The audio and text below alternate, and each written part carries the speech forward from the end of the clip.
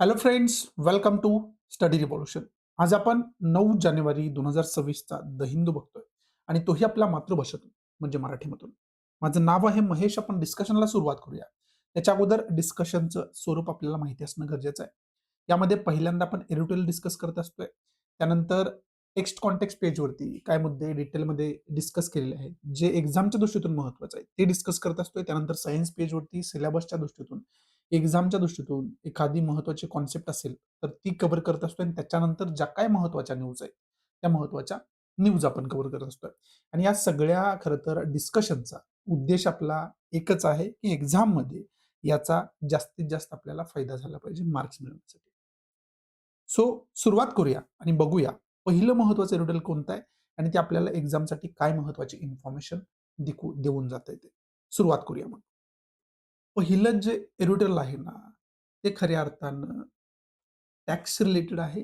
इकॉनॉमीच्या दृष्टीतून हे एडिटोरियल खूप जास्त महत्वाचं आहे आणि याच्याच रिलेटेड आपल्याला जी संकल्पना जी आहे, ती समजावून घेणं खूप जास्त गरजेचं आहे. आता या एडिटोरियलमध्ये विशेष करून आपल्याला काय समजावण्याचा प्रयत्न केलाय, तर या एडिटोरियलमध्ये आपल्याला समजावण्याचा प्रयत्न केलाय गुड्स अँड सर्व्हिस टॅक्स, ज्याला आपण शॉर्टमध्ये जी असं संबोधतो.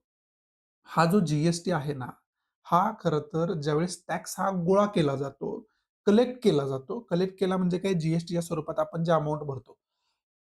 सॉरी. तो टॅक्स जो आहे, तो खरं तर स्टेट गव्हर्नमेंट कलेक्ट करतं आणि त्याचं मग डिव्हायडेशन जे आहे, ते होताना आपल्याला खऱ्या अर्थानं पाहावयास मिळतं. मग कोणत्या केसमध्ये स्टेट गव्हर्नमेंट कलेक्ट करतं, कोणत्या केसमध्ये स्टेट आणि सेंटर मिळून खऱ्या अर्थानं कलेक्ट करतं, कोणत्या केसमध्ये फक्त सेंट्रल गव्हर्नमेंट कलेक्ट करतं वगैरे, हे नियम सगळे आपल्याला डिटेलमध्ये बघावे लागतील. हे जे जे जे खऱ्या अर्थानं डिव्हायडेशन आहे, जी गोळा केल्यानंतर, कलेक्ट केल्यानंतर त्यातला किती हिस्सा जो आहे तो स्टेट गव्हर्नमेंटच्या वाट्याला येतो, किती हिस्सा जो आहे तो सेंट्रल गव्हर्नमेंट घेऊन जातं आणि त्याचा वापर पुढे कशा-कशा पद्धतीने होतो. हे सगळं आपल्याला समजून घेणं खूप जास्त गरजेचं आहे. आता बेसिक संकल्पना समजून घेत असताना आपल्याला महत्वाची गोष्ट काय समजून घ्यायला लागेल? पहिलं तर जी आपल्याला गुड्स अँड सर्व्हिस टॅक्स काय आहे? हे समजावून घ्यायला लागेल. मग त्याच्यापेक्षा बेसिक संकल्पनेमध्ये आपल्याला जायला लागेल.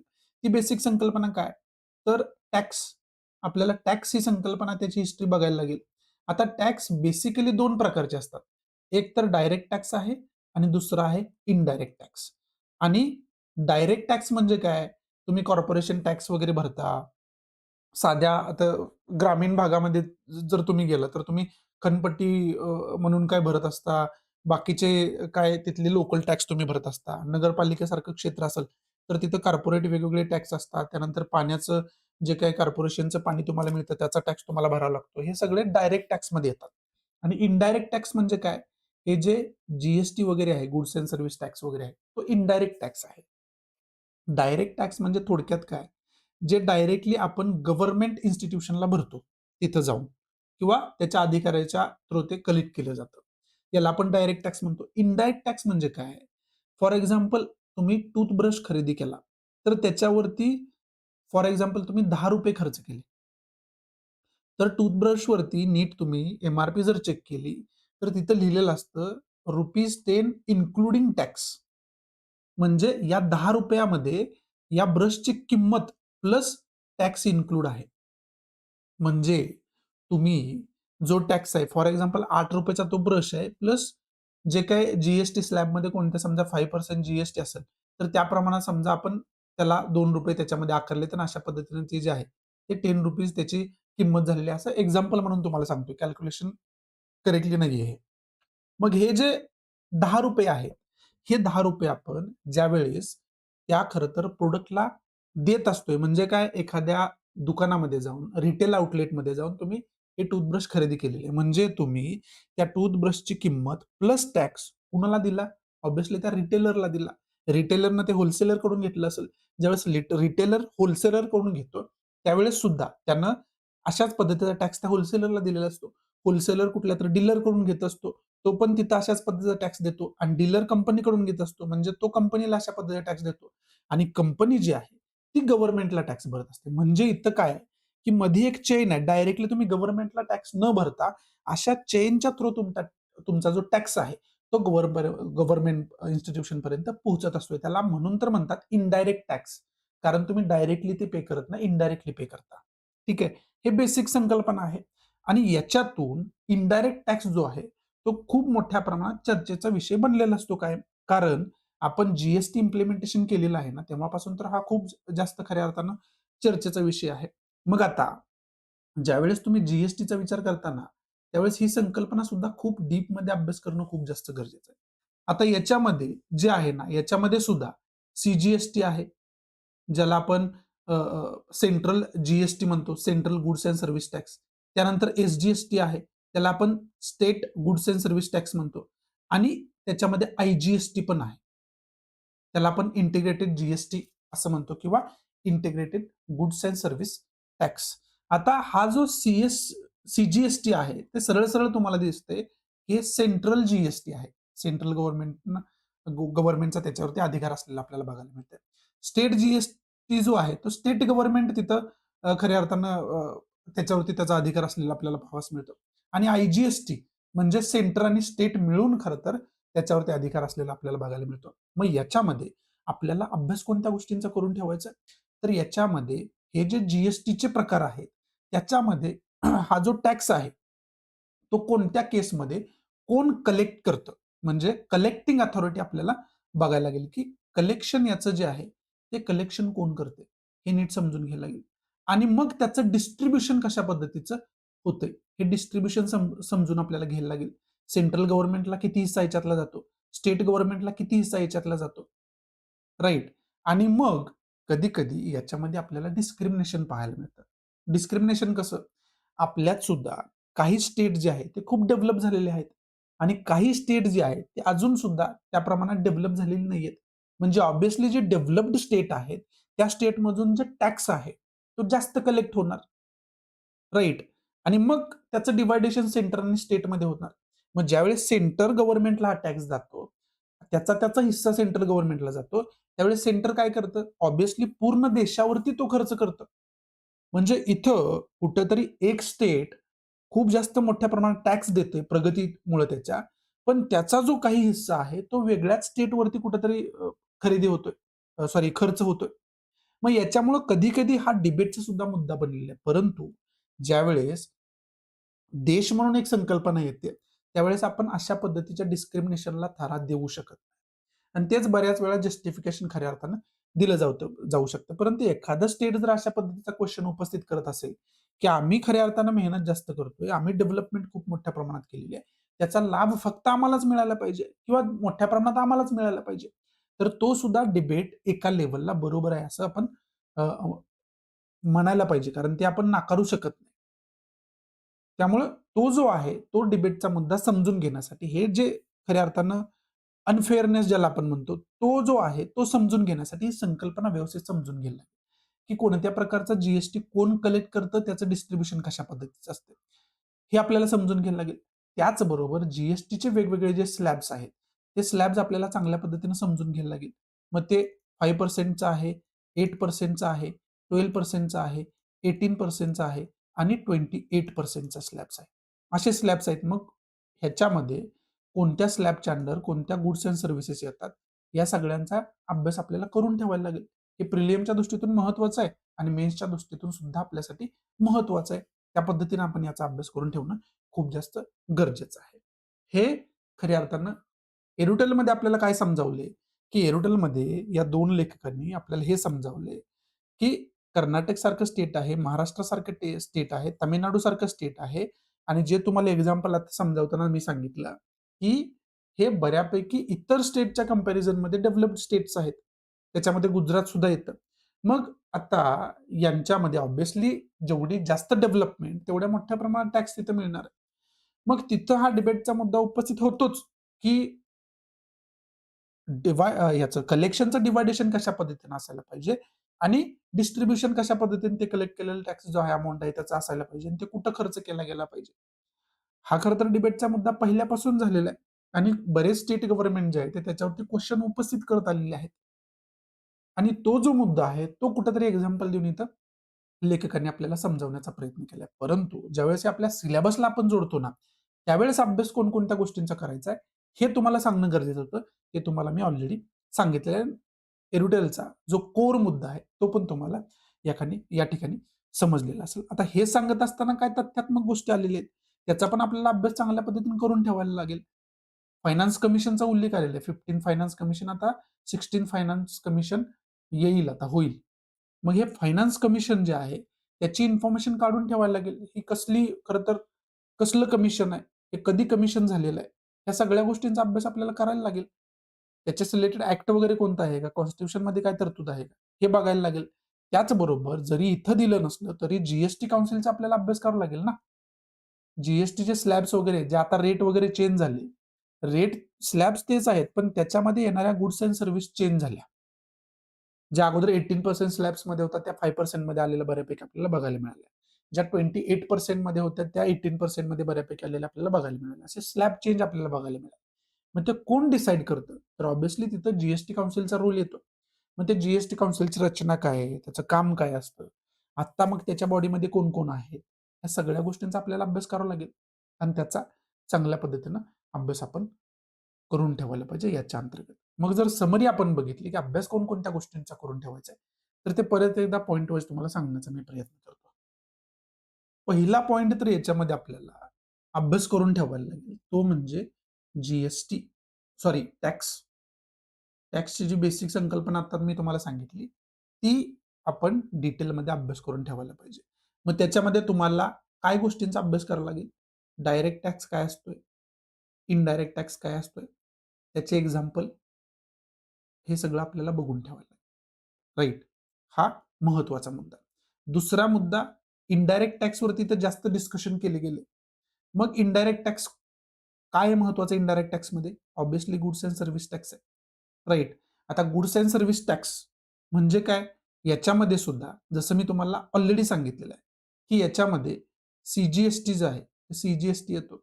याच्यामध्ये खऱ्या अर्थानं स्टेट जी-एस-टी येतो, एस-जी-एस-टी ज्याला आपण म्हणतो. आणि त्याचबरोबर याच्यामध्ये आय-जी-एस-टी येतो, integrated goods and service tax आपण ज्याला म्हणतो, इंटिग्रेटेड जी-एस-टी ज्याला आपण म्हणतो. मग याचा अभ्यास काय-काय करायचा नेमका यामध्ये?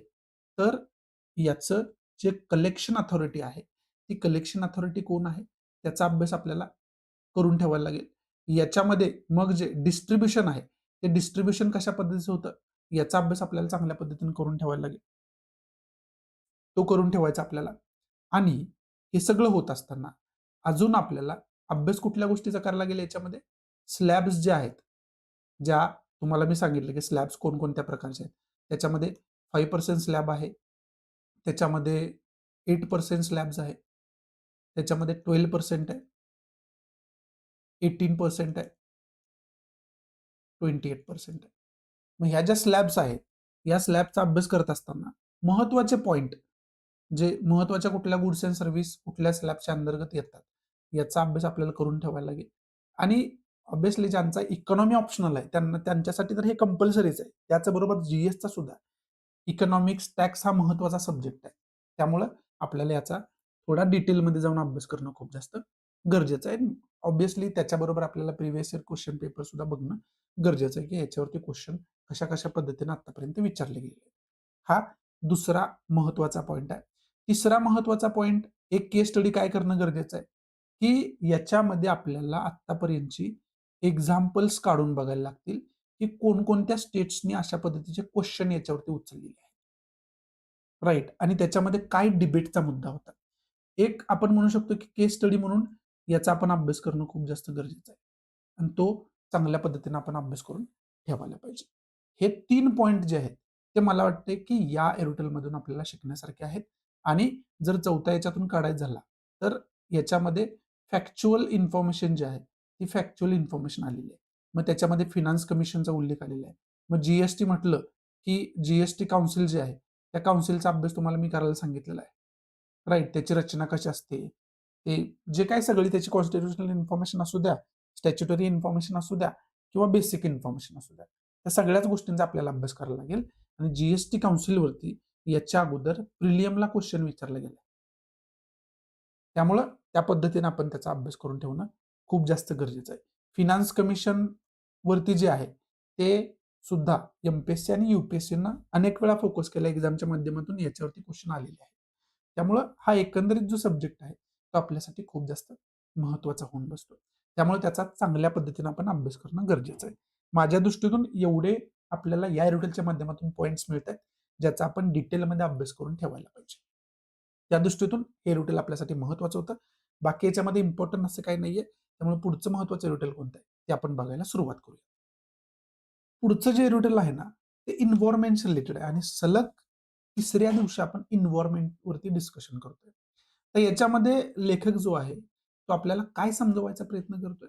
तर याच्यामध्ये लेखक आपल्याला जे ज्युडिशरी आहे, त्याचा खरा तर कसा रोल राहिलेला आहे, आत्ताची जी काही एन्व्हायर्नमेंट सिच्युएशन आहे, एन्व्हायर्नमेंटल सिच्युएशन आहे, ती टॅकल करण्यामध्ये आणि ज्युडिशरी सुद्धा कशी याच्यावरती फर्म नाहीये, हे याच्यामध्ये लेखकांना हायलाइट करायचा प्रयत्न केला. म्हणजे विशेष करून दिल्लीमध्ये, कॅपिटल रिजनमध्ये आपल्याला मोठ्या प्रमाणात पोल्युशन दिसते. मग त्याच्यामध्ये डिसेंबर 15 मध्ये खऱ्या अर्थानं अ, अ, ज्युडिशरीकडून सांगण्यात आलं, की 2000 सीसीपेक्षा जे मोठी इंजिनची वाहनं आहेत, त्यांना खरं तर बॅन करायला पाहिजे. अशा पद्धतीने सांगण्यात आलं. त्यानंतर परत ते खरं तर जजमेंट चेंज झालेलं आपल्याला बघितलं. परत एक ओपिनियन आलं ज्युडिशरीचं, की ऑगस्ट 2016 मध्ये. त्याच्यामध्ये सांगितलं, की कॉम्पेन्सेटरी ॲक्शन घ्यायला लागेल. म्हणजे 2000 सीसी अलाउड आहे, पण त्यांना खरं तर कॉम्पेन्सेशन काहीतरी पे करावं लागेल आणि त्याचा वापर खऱ्या अर्थानं प्रिकॉशनरी मेजर्समध्ये वगैरे घेतला जाईल. त्याचबरोबर इको सेन्सिटिव्ह झोन जे आहे, स्टेट गव्हर्नमेंट पहिल्यांदा सांगितलं, की 1 किलोमीटरच्या एरियामध्ये इको सेन्सिटिव्ह झोन डिक्लेअर वगैरे करायला करायला पाहिजे 2022 मध्ये. त्यानंतर 2023 मध्ये मग त्यालाच विरोधाभास असणारं एक वेगळं स्टेटमेंट खरं तर ज्युडिशरीकडून आलेलं आपल्याला बघायला मिळालं.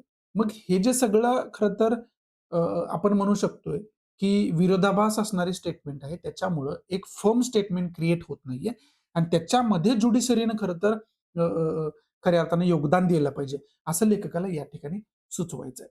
मग याच्या अगोदर पण आपण डिस्कस केलंय, की ज्या वेळेस एन्व्हायर्नमेंटचा मुद्दा येतो, त्यावेळेस आपल्याला काय करावं लागेल? तर त्यावेळेस आपल्याला ग्लोबल लेव्हलला याच्याशी रिलेटेड काय घडतंय, याचा अभ्यास करायला लागेल. त्याचबरोबर नॅशनल लेव्हलला या खरं तर विषयावरती काय घडतंय, याचा आपल्याला चांगल्या पद्धतीने अभ्यास करावा लागेल. याच्या अगोदर याच्यावर आपण डिटेलमध्ये डिस्कशन केलंय. मग आता इथं आपल्याला अभ्यास कोणत्या गोष्टींचा करायचा आहे, हे 3 दिवसाला आपण डिस्कस करतोय. कुठल्या-कुठल्या गोष्टीचा अभ्यास करायचा ऑलरेडी मी तुम्हाला डिटेलमध्ये सांगून ठेवलेलं आहे. तरी एक रिव्हिजन म्हणून पुन्हा एकदा कोणकोणत्या पॉइंटचा एन्व्हायर्नमेंट म्हटलं, की कोणकोणत्या पॉइंटचा आपल्याला अभ्यास डिटेलमध्ये करणं खूप जास्त गरजेचं आहे. 2 पॉइंट तर मी तुम्हाला सांगितले. मग त्याच्यामध्ये ज्यावेळेस आपण नॅशनल आपल्या देशापासून सुरुवात करतो, त्यावेळेस कोणकोणते महत्त्वाचे मिशन्स आहेत. काल पण आपण काही मिशन्स विषयी डिस्कस केलं होतं, परवा दिवशी पण केलं होतं. ते तुम्ही ऑब्व्हियसली नोट केलं असेल. कोणकोणते मिशन्स आहेत? आता फॉर एक्झाम्पल स्वच्छ भारत मिशन आहे. बाकी अजून काही मिशन्स आहेत. CO2चं एमिशन कमी करण्यासाठी, कार्बन डायऑक्साईडचं एमिशन कमी करण्यासाठी. मग हे भारत सरकारचे कोणकोणते मिशन्स आहेत, त्याच्या अंतर्गत मोठ्या प्रमाणात काम केलं जाते. CO2 एमिशन कमी करण्यासाठी, पोल्युशन कमी करण्यासाठी, एन्व्हायर्नमेंट प्रोटेक्ट करण्यासाठी. हे बघायला पाहिजे. त्याचबरोबर कोणकोणत्या महत्त्वाच्या योजना आहेत, जे याच्यावरती विशेष करून काम करतात. कोणकोणत्या महत्त्वाच्या स्कीम्स आहेत, याच्यावरती महत्त्वाचं करून काम करतात.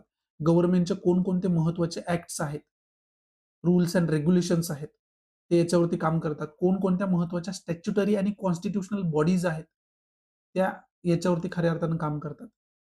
या सगळ्या गोष्टींचा आपल्याला नॅशनल लेव्हलला अभ्यास करून ठेवणं खूप जास्त गरजेचं आहे. हा पहिला महत्त्वाचा पॉइंट. दुसरा ज्यावेळेस आपण ग्लोबल लेव्हलला जातो ना, त्यावेळेस आपल्याला ग्लोबल लेव्हलला काय होतं हे बघायला लागेल. मग त्याच्यामध्ये United nation framework convention on climate change वरती काल बोललोय, परवा दिवशी बोललोय. याच्या अंतर्गत आपण काय बघतोय? याच्या अंतर्गत आपण कॉन्फरन्स ऑफ पार्टीची मीटिंग बघतोय. मग 30th जी मीटिंग होती, ती विशेष करून ब्राझीलमध्ये जी झाली, त्याच्यावरती आपण डिस्कस केलं होतं. कारण याच्यावरती टेक्स्ट कॉन्टेक्स्टमध्ये आपण एरोटेल बघत होतो. Amazon आणि Amazonमध्येच असणारं जे सेराडो जे ग्रासलँडचा एरिया आहे, त्याच्यावरती आपण डिस्कस करत होतो. त्यावेळेस आपण हे कॉन्फरन्स ऑफ पार्टी 30th मीटिंगमध्ये काय त्याने डिस्कस केलं नाही वगैरे, वगैरे हे आपण डिस्कस केलंय सगळं. मग ह्याचं महत्त्व काय आहे? याच्यामध्ये आत्तापर्यंत काय-काय डिस्कशन केलं गेलं? हे सगळं आपल्याला माहिती असणं खूप जास्त गरजेचं आहे. राइट. त्याचबरोबर आपल्याला काय करायचं आहे? त्याचबरोबर पॅरिस अग्रीमेंट जो आहे, तो पॅरिस अग्रीमेंट एन्व्हायर्नमेंट इम्प्रूव्हमेंटसाठी जगामधला एक माइलस्टोन मानला जातो.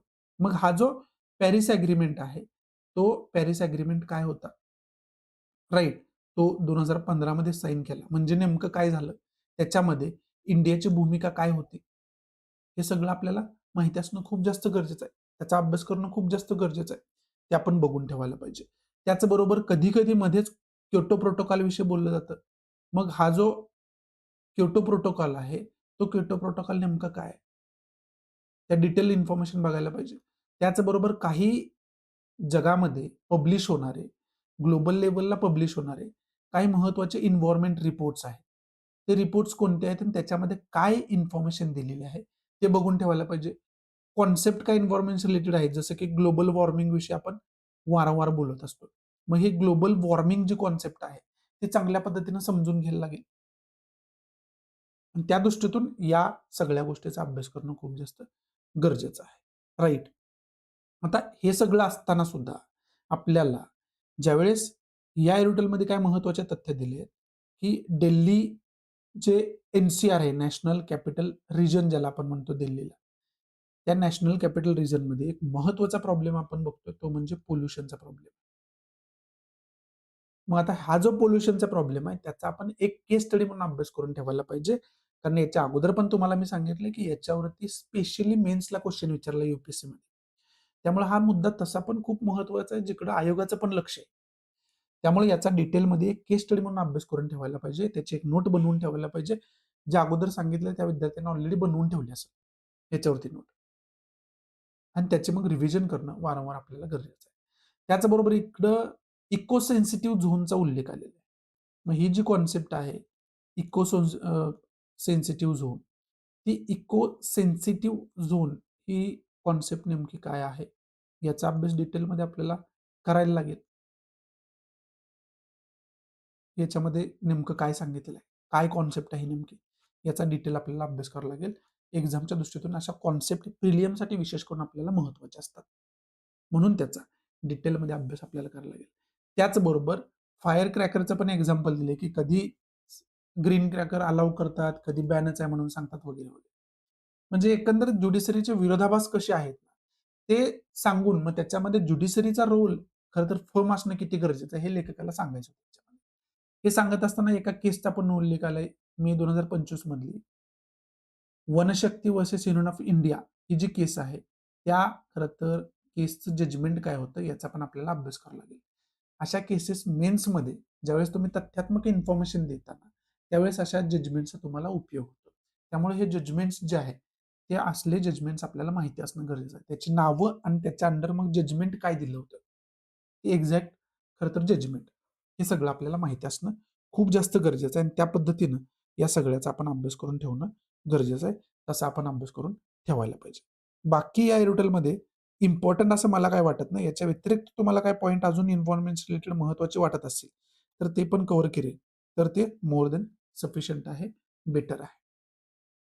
बाकी याच्यामध्ये इम्पोर्टंट असं काही नाहीये. त्यामुळे पुढचं महत्त्वाचं रिडल कोणतं आहे, ते बघायला आपण सुरुवात करूया. पुढं आपल्याला टेक्स्ट कॉन्टेक्स्ट पेजवरतीच इस्रोशी रिलेटेड डिस्कशन आपल्याला बघायला मिळते. आता गेल्या काही न्यूजपेपरमध्ये गेल्या काही दिवसांपासून आपण इस्रोवरती फोकस असलेलं खूप जास्त आपल्याला बघायला मिळते. मग इथं सुद्धा आता बजेटमध्ये सुद्धा इस्रोला खूप जास्त महत्त्व आपल्याला बघायला मिळालं. बजेट अलोकेशनमध्ये सुद्धा खूप मोठ्या प्रमाणात फंड जो आहे, तो इस्रो वेगवेगळ्या खरं तर मिशन्सवरती काम करते आणि त्याच्यासाठी कशा पद्धतीने डेव्हलप केला जातोय, दिला जातोय, हे आपण सगळेजण बघत आलोय त्याच्यामध्ये. मग इस्रोवरती खूप जास्त मोठ्या प्रमाणात डिस्कशन होते. हे आपल्याला दिसतच आहे. आणि इस्रोवरती प्रिलियममध्ये क्वेश्चन विचारला गेलेला आहे वेगवेगळ्या एक्झाम्समध्ये, फक्त यू-पी-एस-सीमध्येच नाही. तसं पण आपल्यासाठी ते महत्त्वाचंच आहे. मग आता हे डिस्कस करण्याचं खऱ्या अर्थानं रिझन काय? तर हे डिस्कस करण्याचं खऱ्या अर्थानं रिझन आहे. तर आत्ता आपण टेक्नॉलॉजीच्या, डिजिटल, एआयच्या जगामध्ये जगतोय आणि ते असताना मग इस्रोच्या डेव्हलपमेंटमध्ये काय-काय चॅलेंजेस आहेत, तशा पद्धतीनं मुळात अडॉप्शनचं चॅलेंज आहे. त्यामुळं खऱ्या अर्थानं हे खऱ्या अर्थानं डिस्कस केलं जातंय. आणि त्याचबरोबर मग अपकमिंग जे मिशन्स आहेत, त्या मिशन्समुळं सुद्धा इस्रो खरं तर डिस्कशनमध्ये आहे. मग त्याचं फंड युटिलायझेशन वगैरे, वगैरे ही बाकी पॉलिटिकल कारणं वगैरे आहेत. ते एक्झामच्या दृष्टीतून आपल्याला महत्त्वाचे नाहीयेत. त्यामुळे ते डिस्कस करण्यात टाईम वेस्ट करायला नको. पण जे महत्त्वाचं आहे, ते महत्त्वाचं म्हणजे इस्रोचे वेगवेगळे मिशन्स. जसं की हे सगळं समजावत असताना, इस्रो पुढची काही आव्हानं समजावत असताना, आपल्याला इथं काही कॉन्सेप्ट दिलेले आहेत. जसं की polar satellite launch vehicle PSLV ज्याला आपण म्हणतो. आता ज्यावेळेस एखादं खरं तर सॅटेलाइट लॉन्च होतं, त्यावेळेस त्याची टेक्निकल इन्फॉर्मेशन आपल्याला माहिती असणं गरजेचं आहे, की लॉन्च व्हेइकल असतं तिथं. त्याच्यानंतर त्याचे काही वेगवेगळे पार्ट्स असतात आणि त्याच्यातला एक पार्ट जो आहे तो ऑर्बिटमध्ये आपण एस्टॅब्लिश करत असतो. मग हे जे आहे सगळं, त्याची टेक्निकल इन्फॉर्मेशन आपल्याला असणं खूप जास्त गरजेचं आहे. आणि त्या टेक्निकल इन्फॉर्मेशनवरती प्रिलिमला क्वेश्चन आला होता याच्या अगोदर. त्यामुळं मग हे लॉन्च व्हेइकल काय असते आणि बाकी मग सगळे त्याचे पार्ट कशा-कशा पद्धतीचे असतात. या सगळ्या गोष्टींचा आपल्याला अभ्यास करायला लागेल आणि इस्रोची बेसिक इन्फॉर्मेशन सुद्धा आपल्याला असायला पाहिजे. त्याचबरोबर इथं चंद्रयान 3 चा उल्लेख आलेला आहे. मग हे चंद्रयान 3 ची इन्फॉर्मेशन आपल्याला काढून ठेवायला लागेल. इथं आदित्य L1 जे सूर्याचा अभ्यास करण्यासाठी आपण स्पेशल मिशन लॉन्च केलेलं आहे. ते आदित्य L1 मिशन याच्यावरती अगोदर ऑलरेडी डिस्कस केलंय. चंद्रयान 3 वरती आपण डिस्कस केलेलं आहे. PSLV वरती जे पोलर सॅटेलाइट लॉन्च व्हेइकल आहे. त्याची इन्फॉर्मेशन जी टेक्निकल इन्फॉर्मेशन आहे ती काढून ठेवायला ऑलरेडी मी तुम्हाला सांगितलं याच्या अगोदर. त्याचबरोबर नासा सोबत आपण एक सिंथेटिक अपर्चर रडार ज्याला आपण निसार म्हणतो, असं मिशन लॉन्च केलेलं आहे. मग हे जे आहे ते मिशन अर्थ ऑब्झर्वेशन म्हणजे हे विशेष करून नासा आणि इस्रो काम काय करते, तर जे विशेष करून वेदर कंडिशन आहे, क्लायमेट आणि हझार्डस मॉनिटरिंग आहे, ते करण्यासाठी खरं तर दोघांनी एकत्र येऊन निसार हे मिशन लॉन्च केले. मग ऑब्व्हियसली हे प्रिलियमच्या दृष्टीतून महत्वाचं आहे आपल्यासाठी. मग हे निसार मिशनची इन्फॉर्मेशन डिटेल आपल्याला काढून ठेवणं गरजेचं होऊन बसतं. याच्या अगोदर सेम डिस्कशन आपण याच्यावरती केलेलं आहे. त्याचबरोबर आता येणाऱ्या पिरियडमध्ये आपण काय करतोय, तर येणाऱ्या पिरियडमध्ये आपण नेक्स्ट जनरेशन लॉन्च व्हेइकलवरती काम करतोय. गगनयानवरती खऱ्या अर्थानं काम करतोय. चंद्रयान 4 वरती जे 100% सक्सेस आपल्याला पाहिजे चंद्रयान मिशनमध्ये. त्याच्यासाठी चंद्रयान 4 वरती काम होतंय. आणि मग हे याच्याशी रिलेटेड जे काही टेक्नॉलॉजिकल डेव्हलपमेंट आहे, बाकी जे फंड वगैरेची गरज आहे, इन्व्हेस्टमेंटची वगैरे गरज आहे, त्या सगळ्या गोष्टींवरती याच्यामध्ये डिस्कस केले गेले. पण ऑब्व्हियसली आता चंद्रयान 4 ही बऱ्यापैकी चंद्रयान 3 सारखी त्याची इन्फॉर्मेशन ही तुम्हाला समजून जाईल. गगनयानचा वेगळा अभ्यास करणं गरजेचं आहे. नेक्स्ट जनरेशन लॉन्च व्हेइकल कशाला म्हणते? आपण सॅटेलाइट लॉन्च व्हेइकल आता बघितलं होतं. तर हे नेक्स्ट जनरेशन लॉन्च व्हेइकल ही काय संकल्पना आहे? याच्यामध्ये काय वेगळं असणार आहे? या सगळ्या गोष्टींचा आपल्याला डिटेल अभ्यास करून ठेवायला लागेल. त्या दृष्टीतून खरं तर हे जे एरुटेल आहे, ते आपल्यासाठी महत्वाचं आहे. बाकी टेक्निकल इन्फॉर्मेशन खूप जास्त याच्यामध्ये दिली आहे. कोणकोणती टेक्निकल आव्हानं आहेत, कोणकोणती खरं तर आर्थिक आव्हानं त्याच्या समोरची आहेत. बाकी कोणकोणती खरं तर स्ट्रक्चरल काय चॅलेंजेस आहेत का? हे दिलेले आहेत, जे की एवढ्या डिटेलमध्ये आपल्याला जायची गरज नाही आणि तशा पद्धतीनं ऑब्व्हियसली ज्यावेळेस आपण यू-पी-एस-सीचा अभ्यास करतोय ना, त्यावेळेस यू-पी-एस-सीला तुमच्यामध्ये समज किती असणं गरजेचं आहे? तर ग्रॅज्युएशन लेव्हलची समज असणं गरजेचं आहे. म्हणजे ग्रॅज्युएशनपर्यंत तुम्ही जर प्रत्येक सिलेबस सिरियसली घेतला असता ना, तरी तुम्ही थोड्या प्रयत्नामध्ये प्रिलियम मेन्स क्रॅक करू शकता. असं यू-पी-एस-सी म्हणते. सिलेबस व्यवस्थित आपण बघितलं तर तुम्हाला समजेल. मग तेवढ्या पद्धतीचंच आपल्याला डीपमध्ये जाणं गरजेचं आहे. उगाच जास्त डीपमध्ये जाऊन पण ते मग नोट्समध्ये कन्फ्युजन होणार, काय कशाला इम्पोर्टन्स द्यायचं ते कळत नाही. मग ते वर्षानुवर्षे प्रिपरेशन करत राहणार. त्या खरं तर ट्रॅपमध्ये आपल्याला अडकायचं नाही आणि ते प्रिकॉशनरी हे आपल्याला लिमिट कळणं खूप जास्त गरजेचं आहे. ज्यावेळेस आपण प्रिपरेशन करतो त्यावेळेस. कधी-कधी आपण एक्झाम ओरिएंटेड अभ्यास न करता तज्ञ होण्याच्या मार्गाकडे जातो. तज्ञ तर होतो, पण एक्झाम क्रॅक होत नाही. तसं होत होता कामा नये याचं पण दक्षता घेणं खूप जास्त गरजेचं आहे. म्हणून ती दक्षता घेता एवढ्या डिटेलमध्ये आपल्याला जायची गरज नाही. पण असं पण होता कामा नये, की हे बघत असताना आपण सगळंच मिस करतो. तथ्यात्मक इन्फॉर्मेशन पण अ, आपल्याला समजत नाही. मग ती तथ्यात्मक इन्फॉर्मेशन आपण चांगल्या पद्धतीनं नोट करून त्याचा डिटेलमध्ये अभ्यास करून घ्यायला पाहिजे. मग जे आपण जे टार्गेट हंटिंग करतोय, ते बरोबर टार्गेट हंट होताना आपल्याला बघायला मिळेल. बाकी या रिटलमध्ये एक्झामच्या दृष्टीतून घेण्यासारखं असं काही नाहीये. पुढे सायन्स पेजवरती एक महत्वाची संकल्पना दिली आहे. ती म्हणजे स्पायना बिफाइडा. हा एक आजार आहे, जो विशेष करून जे अपत्य पोटामध्ये असतं, तेव्हाच त्याला होत असतोय. जर याची आपण इमेजच्या माध्यमातून समजावून घेतलं, तर जे लहान बाळ आहे, ते बाळ विशेष करून ज्यावेळेस पोटामध्ये डेव्हलप होत असतं, जे अर्भक पोटामध्ये डेव्हलप होत असतं ना, त्यावेळेस हे होणारा त्याला आजार आहे आणि याच्यामध्ये विशेष करून जे स्पाईन आहे त्या स्पाईन खरं तर डिफेक्टिव्ह डेव्हलप होते किंवा व्यवस्थित डेव्हलप होऊ शकत नाही आणि त्यावेळेस खऱ्या अर्थानं हा आजार त्याच्यामध्ये दिसतो आणि याच्यामध्ये बऱ्यापैकी पॅरालाइज वगैरे मुलं जन्माला आलेली आपल्याला बघायला मिळतात आणि मग याच्यामध्ये जी माता आहे तिनं प्रेग्नन्सीमध्ये विशेष करून जे फॉलिक ऍसिड बी कॉम्प्लेक्स वगैरे टॅबलेट आपण म्हणतो ना त्याला त्या कन्झ्युम करणं खूप जास्त गरजेचं आहे. जर या रेग्युलरली कन्झ्युम केल्या गेल्या व्यवस्थित ऑब्विसली अंडर फिजिशियन और अंडर डॉक्टर गायडन्स ह्या जर रुटीनली फॉलो केलं तर हे चान्सेस जे आहेत ते 70% कमी होतात. हे खूप जास्त गरजेचं आहे. हे खूप जास्त महत्वाचं आहे. परंतु हा अवेअरनेस नसल्यामुळं बऱ्यापैकी ही जी बिमारी आहे, हा जो आजार आहे, तो बऱ्यापैकी बालका अशा पद्धतीची जन्माला येताना आपल्याला बघायला मिळतं. आणि त्याच्यामध्ये मग इंडियासारख्या कंट्रीला यामध्ये अवेअरनेस डेव्हलप करणं खूप जास्त गरजेचं आहे. हे सुद्धा याच्यामध्ये सांगितलेलं आहे. Many countries have conducted nationwide awareness campaigns and initiated programs to create awareness in a order to prevent of spina bifida through folic acid supplements. ही एक प्रकारचे सप्लिमेंट्स आहे. त्याला आपण बी कॉम्प्लेक्स पण दुसऱ्या लँग्वेजमध्ये म्हणतो. बी बी कॉम्प्लेक्सचे टॅबलेट्स तुम्ही पण ऐकले असाल. त्यामुळे तुम्हाला सोप्या भाषेमध्ये मी सांगतो. मग हे जे आहे ते हे खूप जास्त महत्वाचं आहे. हे या ठिकाणी म्हणजे विशेष करून हे जे डिस्कशन केले गेले हे डिस्कशन खऱ्या अर्थानं या स्पायना बिफायडा जो आजार आहे त्याच्या सराउंडिंग हे डिस्कशन केले गेलेलं आहे आणि याच्यामध्ये सांगितलेलं पण आहे की spina bifida is a birth defect of the spinal cord म्हणजे आपला मणका जो आहे तो पूर्ण that causes serious childhood paralysis and occurs in more than 25,000 childrens in India each year. प्रत्येक वर्षात जवळजवळ 25,000 जी मुलं आहेत लहान ते अशा पद्धतीनं जन्माला येत आहेत या आजारासोबत. आणि हा विशेष करून तुमच्या स्पायनल जी जी कॉर्ड आहे त्याच्याशी रिलेटेड आहे, तुमच्या मणक्याशी रिलेटेड आहे. म्हणजे त्या लहान बाळाच्या. आणि तो जर व्यवस्थित नाही डेव्हलप झाला तर ऑब्व्हियसली ते अपंग वगैरे मुलं जन्माला येतात.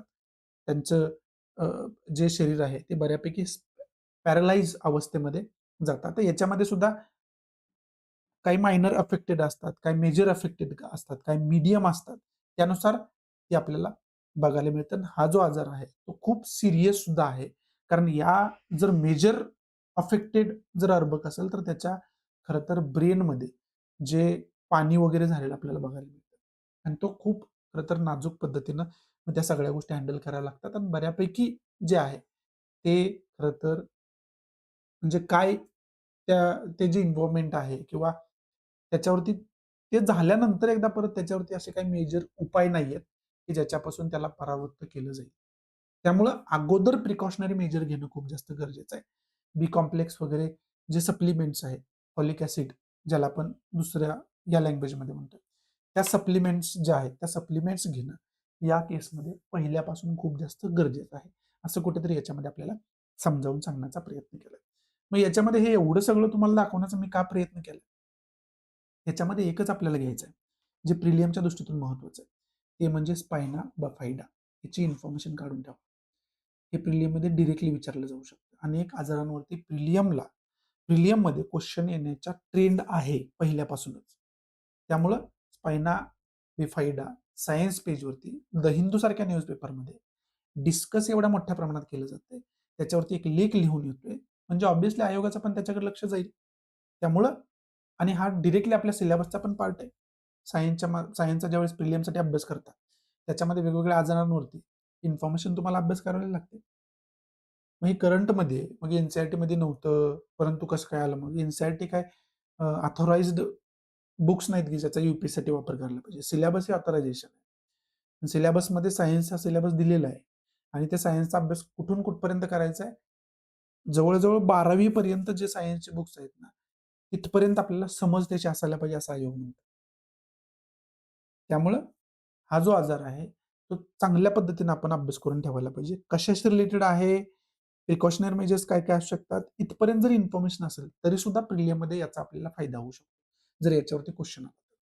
त्यामुळे या एका संकल्पनेसाठी एवढं सगळं मी तुम्हाला दाखवण्याचा प्रयत्न केलाय. म्हणजे तुम्ही समजून घ्या की याचं इम्पॉर्टन्स प्रिलियमसाठी काय आहे. बाकी याच्यामध्ये इम्पॉर्टंट असं काय नाहीये. त्यामुळे पुढं काय आहे बघायला सुरुवात करूया.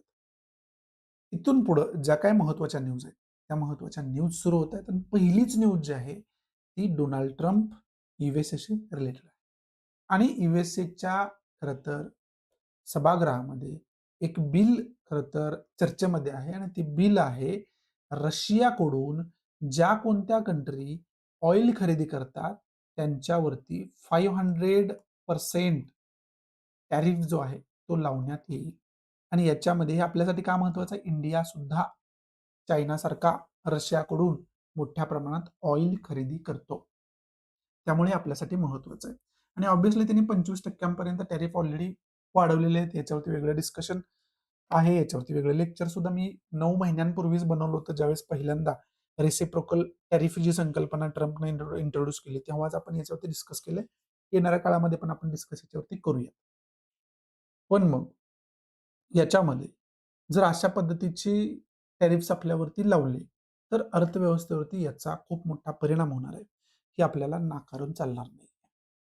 मग आता याच्यामध्ये युएसए म्हटलं की आपल्याला कोणकोणत्या गोष्टींचा अभ्यास करून ठेवायचा आहे हे अनेक वेळा मी तुम्हाला सांगितलेलं आहे. इथं पण आपण डिस्कस करूया या न्यूजच्या माध्यमातून.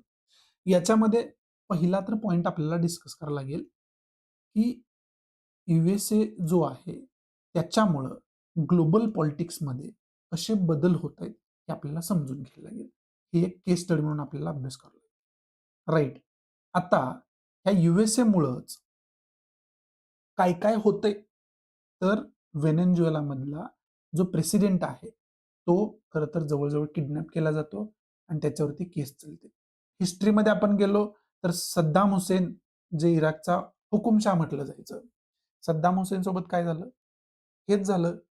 त्याला त्याच्या देशातून अरेस्ट करण्यात आलं, युद्धजन्य परिस्थिती वगैरे निर्माण झाली, त्याला तिथून अरेस्ट करण्यात आलं, युएसए मध्ये घेऊन गेले, त्याच्यावरती खटला चालवला आणि तिथंच त्याला जे जे हँग जे आहे त्याला फाशी देण्यात आलं, ते एक्झिक्युशन करण्यात आलं. यांची ही हिस्ट्री राहिलेली आहे. बरं याच्या मागे मेजर मुद्दा काय आहे? याच्या मागे मेजर मुद्दा आहे ऑइलचा.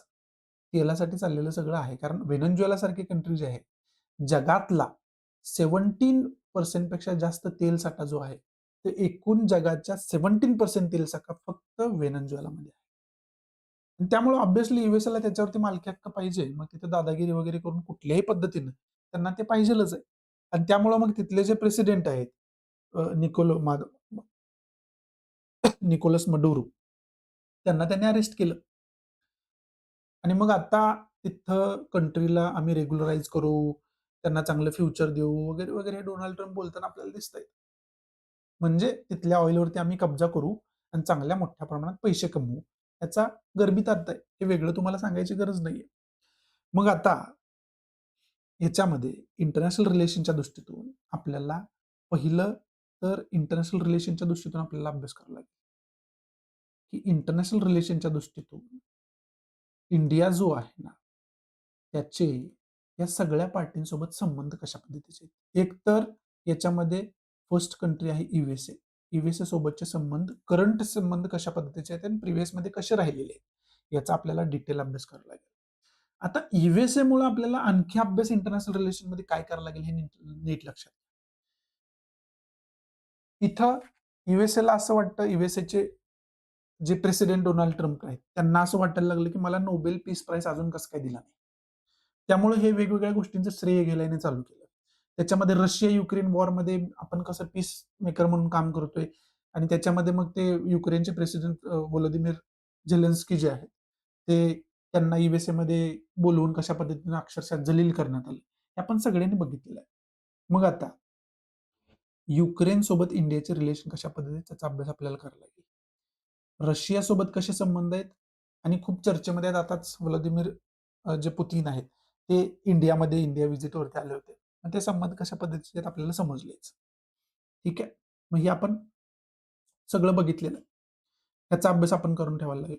त्यानंतर मग इंडिया पाकिस्तानमध्ये जे ऑपरेशन सिंदूर झालं, युद्धजन्य परिस्थिती झाली, त्याच्यामध्ये पण यांनी असं विधान केलं की मी तिथं शांतता प्रस्थापित केली, दोघांमध्ये युद्ध होऊ दिले नाही.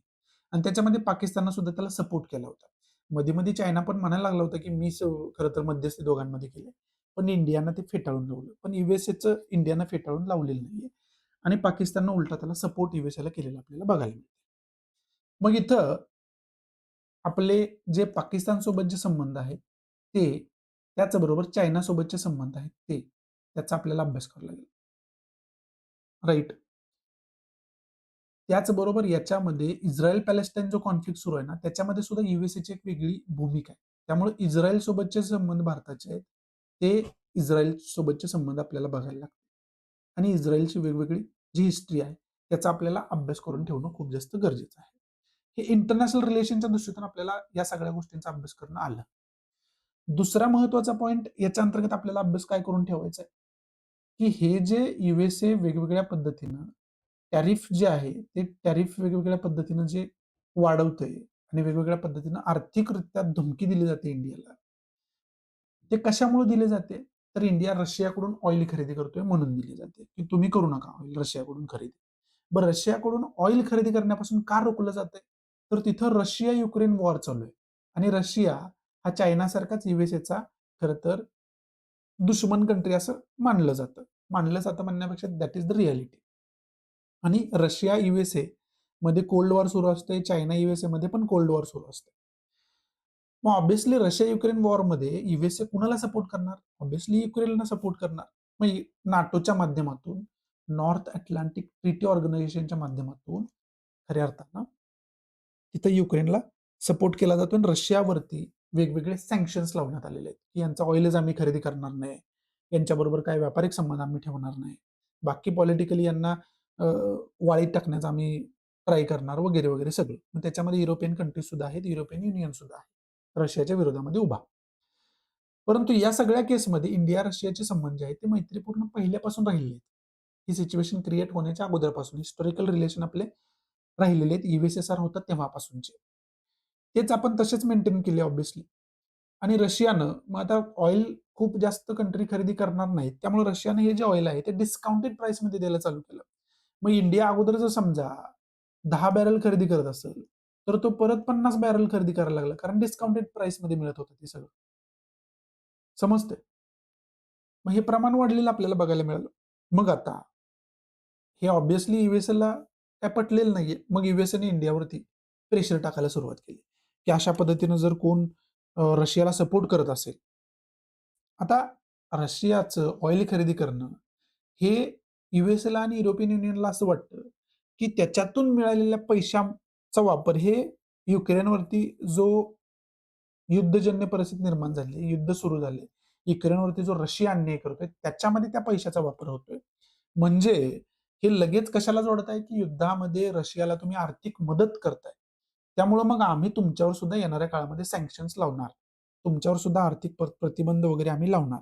अशा पद्धतीची धमकी जो आहे, ते युएसए देत आलेलं आहे पहिल्यापासून. युरोपियन युनियन पण काही त्याच्यामध्ये काही पाठीमागे राहिलेला नाहीये. मग त्याचंच खरं तर प्रोडक्शन म्हणजे त्याचंच आपण म्हणू शकतो काय, की त्याचंच एक फळ म्हणून युएसएनं काय केलं, काही महिन्यांपूर्वी टॅरिफ्स वाढवलेले आपल्याला बघायला मिळाले. फार्मा इंडस्ट्रीमध्ये, फार्मा प्रोडक्ट्समध्ये तर जवळ-जवळ ते 100% केलेले आपल्याला बघायला मिळाले. ठीक आहे. मग त्याच्यातून मार्ग काढण्यासाठी आपण वेगवेगळ्या गोष्टी केल्या, त्या पुढे आपल्याला अभ्यास करायच्या. मग हे सगळं होत असताना पुढं काय होतंय? तर पुढं त्यानंतर अशा कुठल्याही प्रेशरला इंडिया बळी पडत नाही. उलट व्लादिमीर पुतीन इंडियाच्या व्हिजिटवरती येतात आणि व्हिजिटवरून एकदा गेले, की त्याच्यानंतर एक महत्त्वाची घटना घडते. व्हेनेझुएलाचे जे प्रेसिडेंट आहेत, निकोलस माडुरो यांना अरेस्ट होते, यूएसएमध्ये घेऊन खरं तर नेलं जातं यूएसएकडून आणि त्याच्यानंतर आणखी जे यूएसए आहे ते अग्रेसिव्ह झालेलं आपल्याला बघायला मिळतं. आणि मग आता एक बिल त्याच्यामुळेच खऱ्या अर्थानं पास होतंय. ते म्हणजे रशियन ऑइल जे कंट्री बाय करतील, त्याच्यामध्ये इंडिया ऑब्व्हियसली आहे. त्यांच्यावरती 5% 500% जो आहे तो टॅरिफ्स लावण्यात येईल. जवळ हे सँक्शन सारखंच आहे.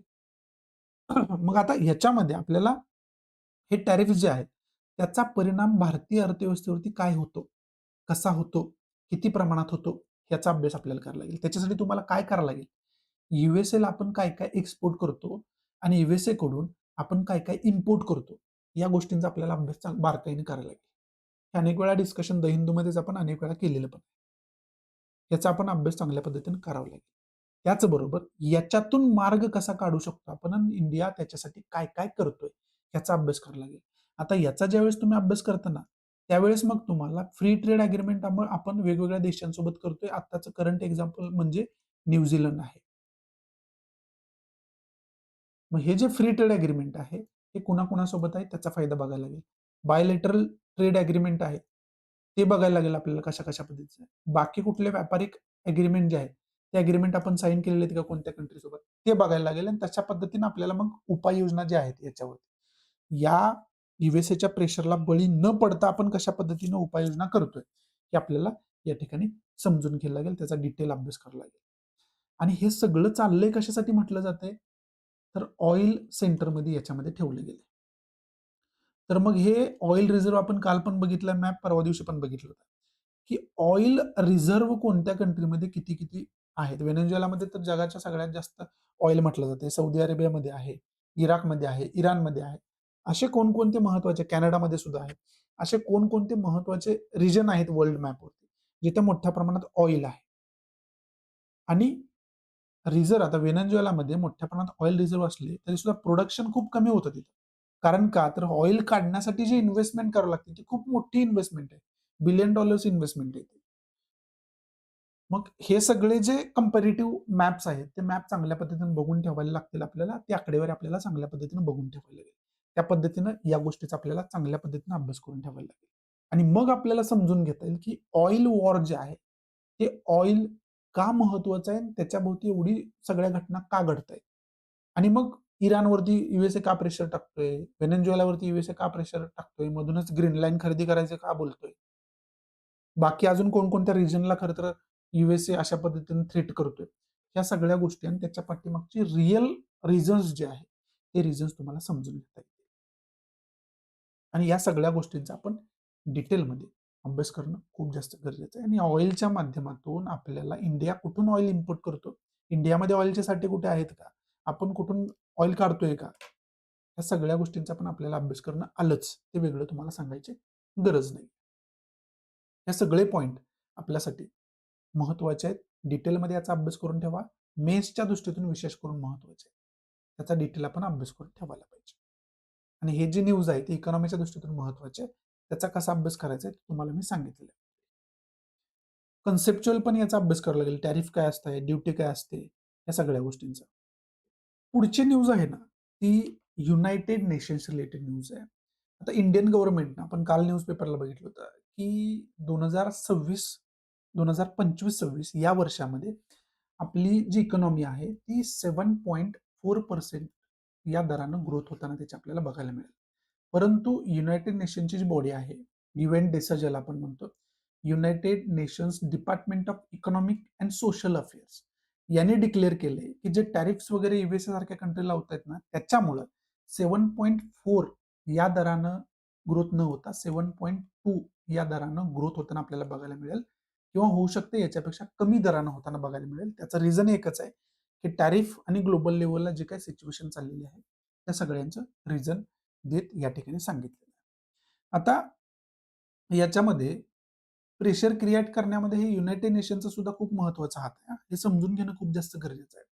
ज्यावेळेस यूएसए एखाद्या सार्वभौम देशामध्ये जातं, तिथल्या प्रेसिडेंटला तिथं किडनॅप करून यूएसए मध्ये आणलं जातं, त्याच्यावरती खटला चालवला जातो. त्यावेळेस युनायटेड नेशन कुठे गेलं होतं? हा सवाल जो आहे तो कॉमन सवाल उचललेलाच आहे ना. आता इंडियन इकॉनॉमी कशी टॅरिफ्समुळे लो होते, हे याच्यामुळे एस्टॅब्लिश झालं. राइट. म्हणजे अजून प्रेशरमध्ये यायला पाहिजे. आणि यूएसएची जी काही घटना आहे आणि प्रिव्हियस सुद्धा सद्दाम हुसेनच्या वेळेस झालेली सुद्धा आणि बाकी घटनांमुळे सुद्धा अनेक वेळा युनायटेड नेशनवरती प्रश्न उपस्थित झालेले आहेत. कारण युनायटेड नेशनची बेसिक स्थापना काय आहे? वर्ल्ड वॉर फर्स्ट मध्ये, वर्ल्ड वॉर सेकंड मध्ये जे आपण शिकलो, की युद्धामुळे कोणाचंच भलं झालं नाही, खूप नुकसान होतं वगैरे वगैरे. त्याच्यातून आपण युनायटेड नेशनची स्थापना केली. म्हणजे युरोपियन कंट्रींनी आणि यूएसए सारख्या कंट्रींनी, की जेणेकरून शांतता जगामध्ये प्रस्थापित राहिली पाहिजे. मग आता शांतता प्रस्थापित राहिली पाहिजे, हे डेव्हलपिंग आणि अंडर डेव्हलप्ड कंट्रींसाठीच लागू होते असं दिसायला लागले. ज्या पॉवरफुल कंट्री आहेत USA सारख्या, त्या कसंही वागू शकतात. त्याच्यावरती युनायटेड नेशनचा काही पगडा नाहीये. कारण युनायटेड नेशनचा जो चार्टर आहे ना, त्या चार्टरमध्ये सरळ-सरळ दिलंय, की कुठल्याही कंट्रीच्या सार्वभौमत्वाला आपण धोका पोहोचवू शकत नाहीये. आणि इथं डायरेक्टली USAने जी कृती केली आहे, ती अगेन्स्ट चार्टर आहे. आणि तरीही त्याच्याशी रिलेटेड इंटरनॅशनल कोर्ट ऑफ जस्टिसमध्ये काय होत नाही. इंटरनॅशनल लॉ, युनायटेड नेशन हे सगळे त्याच्यावरती काहीही करू शकत नाही. आणि याच्या अगोदर पण यांनी काहीही केलेलं नाहीये. म्हणजे कुठेतरी युनायटेड नेशनवरती सुद्धा प्रश्न आतापर्यंत उपस्थित झालेले आहेत, की याचा वापर पॉवरफुल कंट्री स्वतःच्या सोयीनुसार करून घेत आहेत का? किंवा डेव्हलपिंग कंट्रींवरती दबाव टाकण्यासाठीच हे इक्विपमेंट बनवले गेलेत का अशा पद्धतीचे? याच्यावरती खरं तर बोललं गेलेलं आहे. पण आता इथं एक्झामच्या दृष्टीतून आपल्याला अभ्यास करायचा आहे. इव्हेंट चार्टर पण लक्षात आला म्हणून. एक तर इथं दिलेलं आहे, इव्हेंट डेसा काय आहे, की United nations department of economic and social affairs आहे. याचा तुम्ही अभ्यास करून ठेवणं खूप जास्त गरजेचं आहे. विशेष करून युनायटेड नेशनचाच डिटेल आपण अभ्यास करून ठेवायला पाहिजे. हा याच्यातून पहिला पॉइंट आपण शिकू शकतो. दुसरा हे जे इव्हेंट डेसा दिलेला आहे त्याचा अभ्यास आपल्याला करावा लागेल. तिसरं याच्यातलाच जो मेन सेकंड पॉइंट आहे, तो मी तुम्हाला सांगत होतो, की व्हेनेझुएला सारख्या सार्वभौम कंट्रीमध्ये जाऊन तिथल्या प्रेसिडेंटला अरेस्ट करणं, हे इव्हेंट चार्टरच्या अगेन्स्ट आहे. मग इव्हेंट चार्टर काय आहे? इंटरनॅशनल कोर्ट ऑफ जस्टिस काय आहे? ह्याची जी काही बेसिक इन्फॉर्मेशन आहे, ती बेसिक इन्फॉर्मेशन आपल्याला अभ्यास करून ठेवायला लागेल. युनायटेड नेशनचे मग जनरल असेंब्लीमध्ये असे महत्त्वाचे मुद्दे डिस्कस केले जातात. मग ती युनायटेड नेशन जनरल असेंब्ली काय आहे? या सगळ्या गोष्टींचा आपल्याला अभ्यास करावा लागेल आणि एखादी अर्थव्यवस्थेची ग्रोथ जी आहे, ती ग्रोथ मोजण्यामध्ये कोणकोणत्या गोष्टी कन्सिडर केल्या जातात. त्याचा मग टेक्निक काय आहे त्याची, त्याचा फॉर्म्युला काय आहे, हे इकॉनॉमीच्या दृष्टीतून आपल्याला अभ्यास करून ठेवायला लागेल. जी-डी-पी सारखी संकल्पना वगैरे ठरवते, की ग्रोथ कशा पद्धतीने असायला पाहिजे वगैरे. ह्या सगळ्या गोष्टी त्याच्यामध्ये आल्या. मग त्याचा डिटेलमध्ये आपल्याला अभ्यास करावा लागेल. त्या दृष्टीतून ही जी न्यूज आहे, ती आपल्यासाठी खूप जास्त महत्त्वाची आहे. पुढची न्यूज परत सेम सब्जेक्टवरती आलेली आहे. ती म्हणजे मनरेगावरती आलेली आहे. आता मनरेगाला रिप्लेस केले गेले कशानं? जी रामजी ॲक्टनं रिप्लेस केले गेले. मग याच्या अगोदर पण आपण याच्यावरती डिस्कस काय केलंय, की आपल्याला डिटेल समजून घ्यायचं आहे, की मनरेगा जी Mahatma Gandhi national rural employment guarantee act होता. त्याच्यामध्ये काय-काय लूपहोल होते, त्याची डिटेल इन्फॉर्मेशन आपल्याला काढावी लागेल. म्हणजे टोटलच तो जो ॲक्ट होता तो अभ्यास करावा लागेल. मग आपल्याला समजेल, की हे रिप्लेस का केले गेले. मग याच्यामध्ये नवीन जो जी रामजी आलेला आहे ॲक्ट, त्याच्यामध्ये नवीन तरतुदी काय-काय केले गेले. या सगळ्या गोष्टींचा आपल्याला डिटेल अभ्यास करावा लागेल. राइट. त्याचबरोबर याच्याशी संदर्भात 73rd जी कॉन्स्टिट्यूशनल अमेंडमेंट आहे, ती अनेक वेळा डिस्कस होते. मग ही 73rd जी अमेंडमेंट आहे, ती अमेंडमेंट काय आहे? याचा डिटेल आपल्याला अभ्यास करावा लागेल. मग याचा डिटेल आपण अभ्यास करून ठेवायला पाहिजे. बाकी पॉलिटिकल कारणांमुळे ही अनेक वेळा न्यूजमध्ये असते. त्यामुळे न्यूजमध्ये महत्त्वाचं आपल्याला काय? मनरेगा, जी रामजी त्याच्यातला डिफरन्स, मग नेसेसिटी काय होती? आणि त्याच्याच रिलेटेड मग 73rd कॉन्स्टिट्यूशनल अमेंडमेंट डिस्कस केली जाते, वारंवार जोडली जाते त्याच्याबरोबर. मग ते काय आहे? ते बघून ठेवणं गरजेचं आहे. काल आपण सबरीमाला टेम्पल्स रिलेटेड जे मकर विल्लक्कू फेस्टिव्हल आहे, त्याच्याच रिलेटेड मी तुम्हाला सांगितलं होतं, की प्रिलियमच्या दृष्टीतून आर्ट अँड कल्चरच्या दृष्टीतून महत्त्वाचं असतं. त्यामुळं हे फेस्टिव्हलचा अभ्यास करणं गरजेचं आहे. त्याची बेसिक इन्फॉर्मेशन काढून ठेवा. हे प्रिलियमच्या दृष्टीतून आपल्यासाठी महत्त्वाचं ठरू शकतं. त्याचा डिटेल अभ्यास करायला पाहिजे आपण.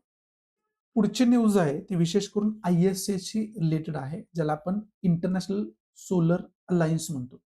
आणि USA जो आहे, तो खरं तर ही भूमिका घेतोय, की काही ज्या अलायन्स आहेत किंवा अनेक देशांनी एकत्र येऊन बनवलेल्या काही ऑर्गनायझेशन आहेत, त्या इनइफेक्टिव्ह आहेत काही वर्षांपासून. त्याच्यातून USA बाहेर पडायचं बोलतोय. पण त्याच्यामध्ये इंडिया जो आहे, तो विशेष करून ISA वरती बोलताना म्हणतोय. आपल्याला इंडियाची भूमिका बघायला मिळते, की इंडियाला ISA सोबत कंटिन्यू करायचं आहे. आपल्याला फक्त याच्यामध्ये अभ्यास करून ठेवायचा आहे, की इंटरनॅशनल सोलर अलायन्स काय आहे? त्याची एक बेसिक इन्फॉर्मेशन काढा.